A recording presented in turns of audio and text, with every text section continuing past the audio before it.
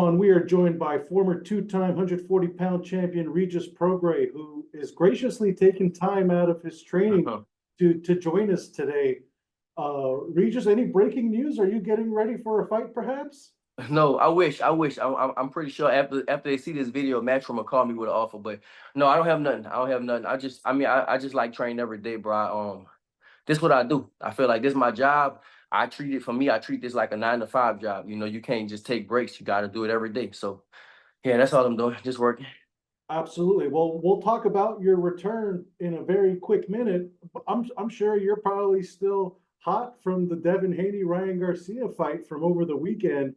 Yeah. You're obviously the last opponent Devin Haney faced, and Ryan Garcia was an opponent you were looking forward to. Wanted to get your overall thoughts on that fight and how everything went down. I mean, first off, it was a great night of boxing, bro. Like, you know, even all like with the press conference and all that type of stuff, you know, with Devin and Ryan, it was genuine beef, and it was good. It was a good storyline. It was good for boxing. As far as the fight, I actually thought Devin was gonna win. I definitely take my hat up to Ryan because, man, Ryan, he trolled the whole world. I feel like, Ryan. I mean, I kind of had a feeling he was doing that, but at the same time, like, he was saying some real off the wall stuff. I was like, man, is this dude mentally, is he off because he had that before? But man, he trolled the whole world. He acted crazy, and he went there and destroyed Devin. Absolutely. I mean, not a lot of people outside of Ryan's camp were picking him to win. Obviously, Right. The odds were stacked against him. What do you think worked so well in that fight for Ryan that Haney just didn't have any answers to? I mean, first he caught him early. I feel like that's what you gotta do. And for me, that was kind of a game plan, but I kind of backed away from my game plan. You gotta catch him early and then let him come to you. And a lot of people said I think I saw Bomac on the thing. And actually, man, like, so obviously my last fight it was with Devin. And I had two trainers. And so one trainer, they thought that the goal was to just go forward on Devin, and the other trainer, Bobby, he thought that he was like, man, let Devin come to you. You catch him and then let him come to you. And that's kind of what Ryan did a little bit. He caught him early and he let him come to him. And Devin, it just seemed like he couldn't recover, from that. He tried to fight back. He did some good moments and stuff, but I feel like he just didn't have that fight in him. You know what I'm saying? Like sometimes in boxing, yeah, don't get me wrong, Devin Haney is a great boxer, a masterful boxer, but you still, man, sometimes it's the dog will have to come out, and just like the dog just couldn't come out of him. He tried. I'm not gonna say the dog couldn't come out of him. He tried, but he just didn't have it. After he got caught with that first shot, it was like he was kind of like, hesitant. Then he got dropped, and it was like, all right, this dude is different here. Mm-hmm. A lot of people are using this performance as a way of also saying, oh, Devin was all hype. He was a fraud. Everything was just Bill promoting him in a boxing fans. That's what they do. Yeah, there's like this narrative out there all of a sudden for Devin, but you spent 12 rounds with him. He beat you decisively. But what do you make of Devin all of a sudden? People are knocking on his resume leading up to this fight. It's boxing fans. That's how it is, man. I mean, that's boxing fans. And Devin, I know he's young, he's a younger kid, but he has to just learn, bro. Like, that's boxing fans. People, listen, they're gonna love you, they're gonna hate you, they're gonna love you again, they're gonna hate you again, then they're gonna love you again, and really at the end of the day, when it's all said and done, they're probably gonna love you, So that's how boxing is, man. Like, it's just the fans. For me, I kind of, at first I used to be watching what people say, comments and stuff, bro. Now I don't look at nothing. Like, no comments. I'll put something out there and I don't check nothing. If somebody actually said something that was worth it, my people will screenshot it to me and send it to me. But I mean, I just feel like, man, he got to just keep his head up and bounce back. And one more thing, my book is out right now. Let y'all know my book is out. So if he wants to learn how to bounce back, tell Devin Haney, go pick up. Tell him go pick up a copy of one of these, because I've been there before, undefeated, young, undefeated, and I lost, and I came back and became a 2-time world champion. And the same thing right now, my goal is to be a 3-time world champion. So it's all about the bounce back. The greatest fighters, they did it, they lost, and they came back even stronger. So that's what we have to do. Of course. I mean, you came off that Fight of the Year contender against Josh Taylor and rebuild yourself to become a world title holder once again. I'm sure you're looking forward to doing that. But in that Haney fight, I mean, it was reported, the California State Athletic Commission said Devin was 165 pounds. And he's always been the bigger guy in the ring. And Ryan just pulled a curveball and decided that he was going to be the bigger guy in this fight. What do you make of that entire sequence of how that ended up developing?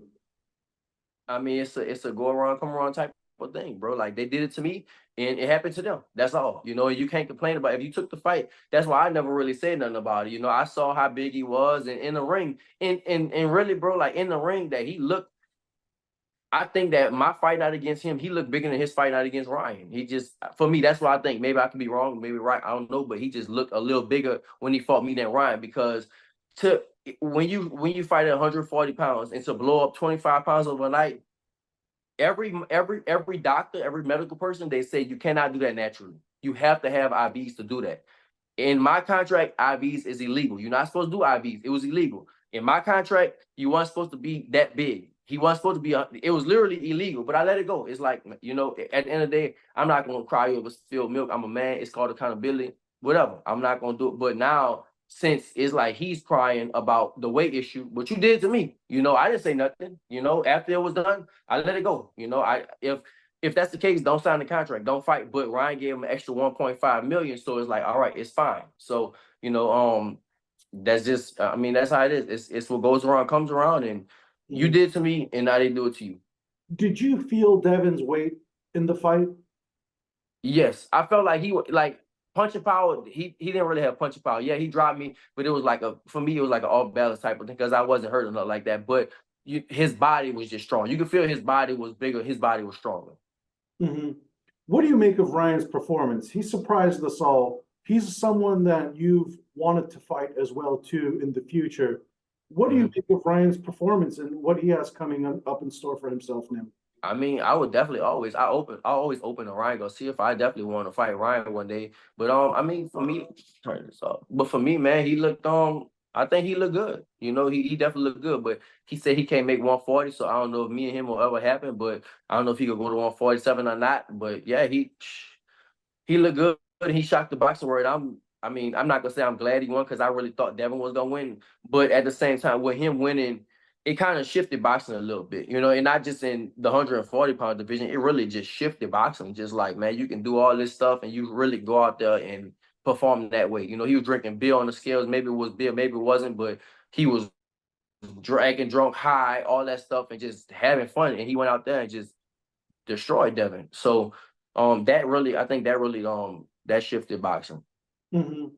In our previous conversations, you've always told me you see yourself as a 140-pound fighter moving forward. You want to be the Marvin Hagler of your division and just beat everyone that comes in and out of it. What do you think the future of the division? It's been completely disrupted over the last few months with Maouk Cruz beating Rollies and now Haney losing to Ryan, but still keeping the title. We're going to see Subriel Matias defending the title again in June. And right there in the thick of things, what's the next fight for you? I know you're still signed with Matchroom. What are the conversations that have been taking place? Well, for me, I mean, I know they're trying to match me with either Dalton Smith or Matias, and I said I'm cool with that. Give me a comeback fight, and then after that, let's go into either one of them. And that's for me. That's my plan. That's what I want. Give me a comeback fight or two, and then we can go into either one of them. You know, Dalton Smith or Matias. I would rather Matias because he's the champion. He has a belt. He's a champion. So yeah, like I said, man, give me a comeback fight, and then after that, I would go into a Matias or I would go into a Dalton Smith, whatever. But you know, like man, every time somebody fights at 140 pounds, the division is shifted. You know, you have Josh Taylor and Catterall, they fighting again. Then you have Jose Ramirez, he's fighting again, and then you have Matias. So it's the cards are just they keep shifting. And for me, I'm right here. I'm right in the mix. So I can fight either one of those guys. Mm-hmm. Who would you consider the best 140-pound fighter in the world right now outside of yourself?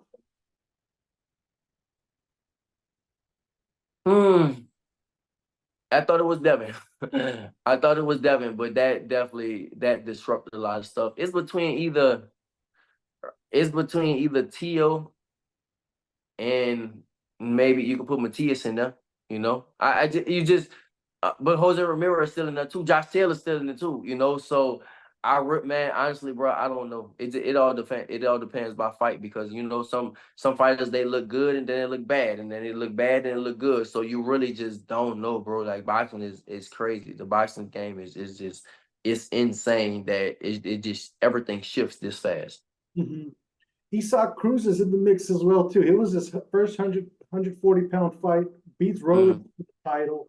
I know you've had some opinions about Rolly's. Is a fight with Rolly something you would like to do too? Both of you guys I coming up. never said I will fight. For me, I never was. I just thought Rolly wasn't a good fighter. You know, I just thought he wasn't good. So for me, I want to fight good fighters. I never really cared about fighting Rolly. Obviously, money talks, and obviously, if they bring me to fight and it's worth a lot of money, then it's like, yeah, hell yeah, we'll fight Rolly. You know, but I don't have no interest in fighting. I'd rather fight Cruz than Rolly. Why would I want to fight Rolly if I can fight Cruz for the belt? That's what I want, man. I want the, you know, for me, I want the belt. Obviously, you know, money is involved in stuff, but you know, we'll have to see how much money is involved for the Rolly. But you know, maybe there might be a potential fight for me. So we'll see. But I definitely don't see Rolly as a top guy at 140. I never saw Rolly as a top fighter in any division. So definitely not at 140. Mhm.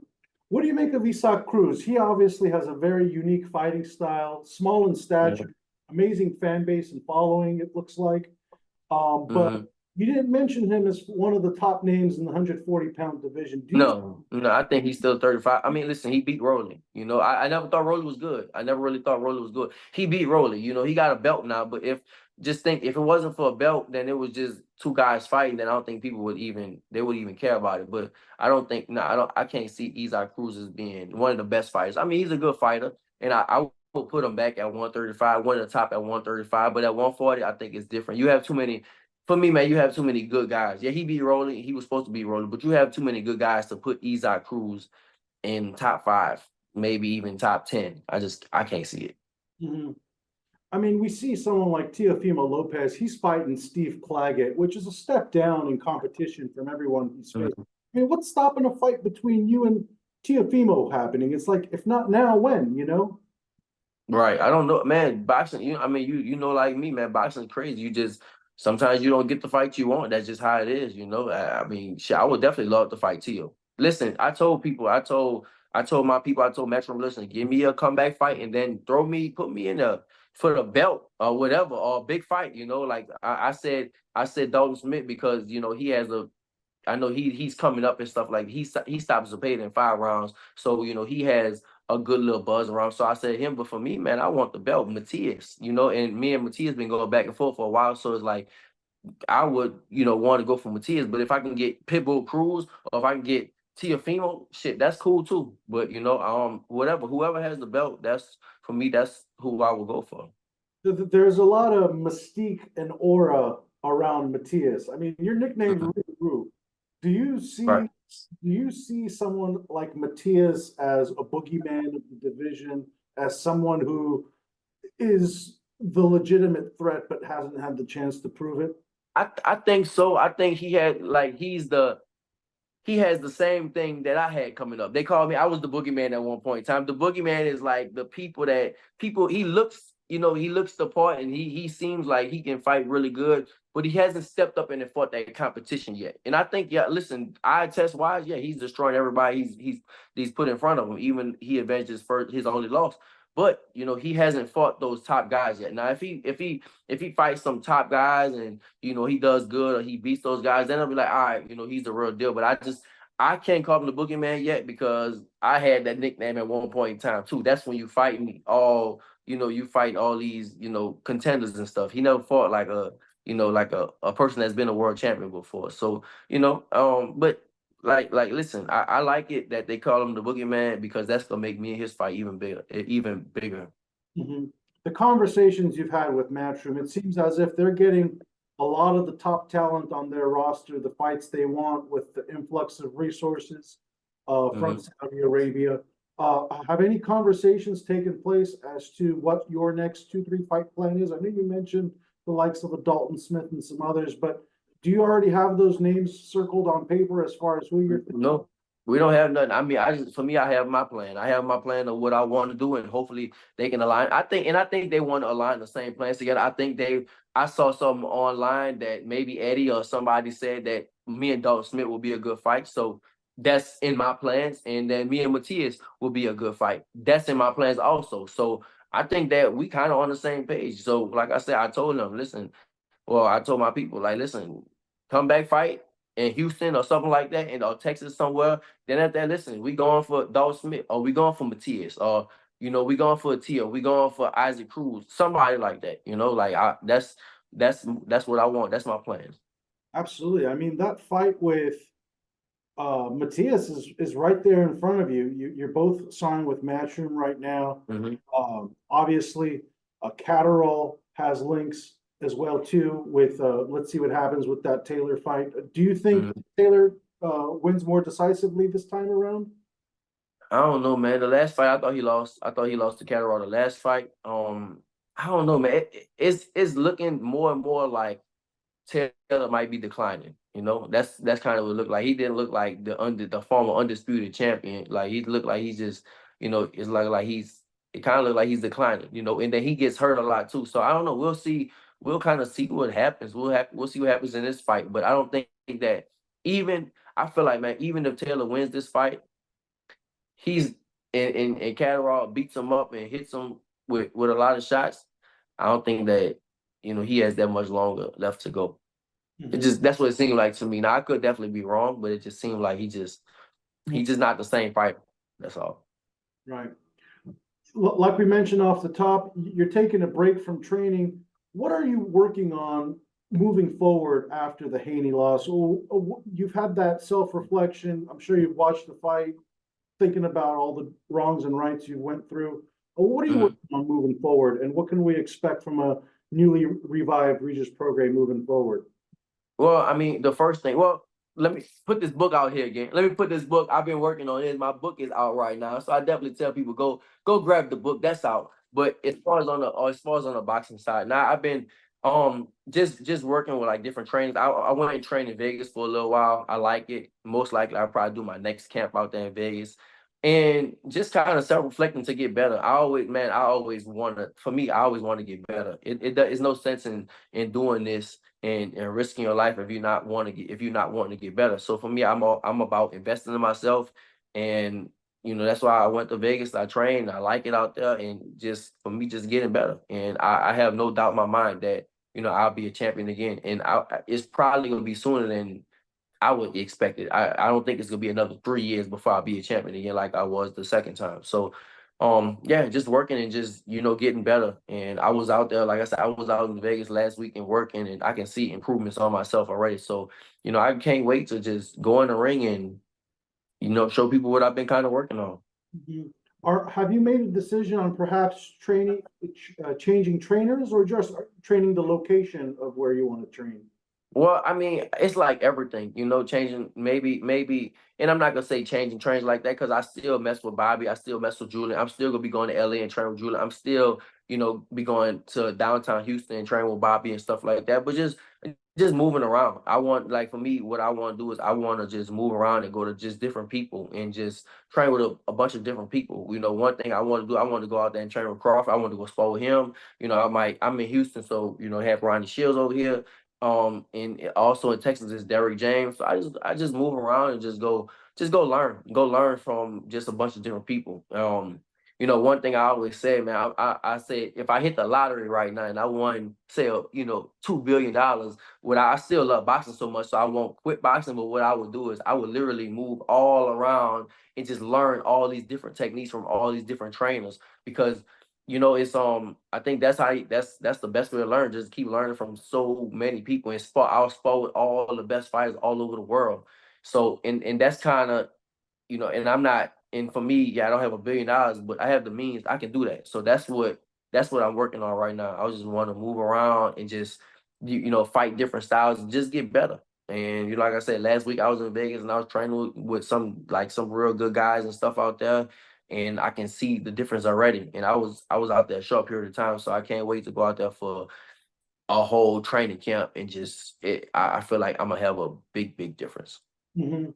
Regis, you gave us a quick preview of the book. I'd like to get into it. What made you want to write the book? I know you have a very unique backstory with Hurricane Katrina, obviously impacting your family's life. But what is the essence of the book? What can readers and boxing fans get out of it? Well, it's the book is called Stories and Lessons from Regis Prograis in a small text. It said the first two-time world champion from New Orleans. And really, it's like I think that it's gonna be a lot of stuff that people they think they know about me, but there's really not. And it's in here. It's like funny. It's first off, it's not. I think it's age appropriate because my son took it to school and he read a little bit of it. He was telling me some stuff. I was like, you're not supposed to really know about that stuff, right? But it's funny stories in there, it's sad stories in there, it's inspirational stories in there, just from my life and I feel like I separate myself from most other fighters because I read a lot. Like people don't realize how much I actually read. Like I mean, oh man, I got my bookshelf behind me. I read every book on my bookshelf. Most people never did that. When I read, I'm always reading a whole lot. So I just feel like I have all this knowledge inside me on along with I'm actually a fighter and I'm not retired. I'm still an active fighter right now. So I feel like I do have a lot of insight on a lot of things that people probably won't have. So that's why I did this book.